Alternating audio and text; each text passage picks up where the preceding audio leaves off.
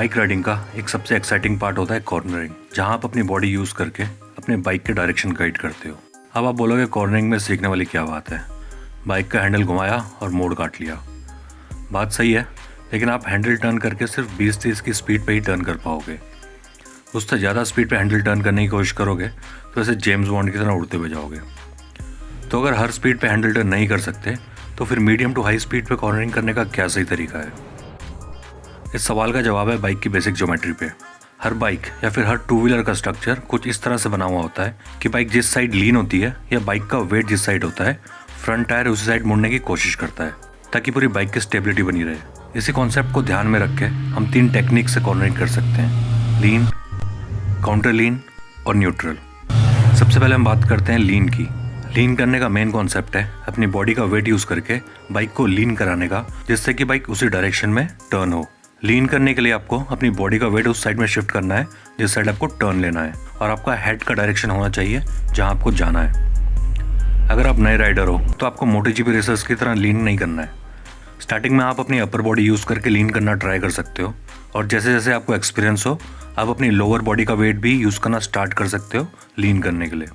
लीन करने से आपको ये फ़ायदा मिलता है कि टर्न एंगल के एडजस्टमेंट के लिए आपके पास 2 ऑप्शन होते हैं: आपका बॉडी वेट और लीन एंगल, और बाइक का लीन एंगल। सिचुएशन के हिसाब से आप इन दोनों ऑप्शन में चेंज करके अपना टर्न एंगल और टर्न रेडियस चेंज कर सकते हो।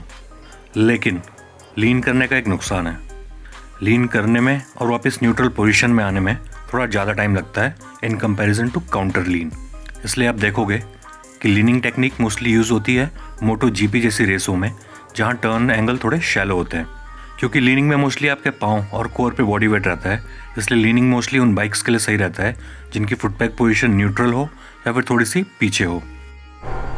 अगली कॉर्नरिंग टेक्निक है काउंटर लीनिंग। काउंटर लीन में आप अपनी बाइक को पुश करते हो टर्न की डायरेक्शन में, लेकिन इसमें लीनिंग से एक डिफरेंस है कि आपकी बॉडी की पोजीशन अपराइट रहती है।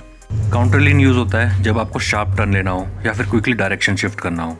इसलिए आप देखोगे कि ज़्यादातर मोटर क्रॉस रेसों में काउंटर लीनिंग टेक्निक यूज़ होती है, क्योंकि यहाँ पे राइडर को एक फास्ट स्ट्रेच के बाद शार्प टर्न लेना होता है। काउंटर लीन टेक्निक लीनिंग टेक्निक से काफ़ी फास्ट होती है, इसलिए जब आप ओवरटेक कर रहे हो या कोई ऑब्स्टेकल अवॉइड कर रहे हो रास्ते में, वहाँ आप यूज़ करोगे काउंटर लीनिंग।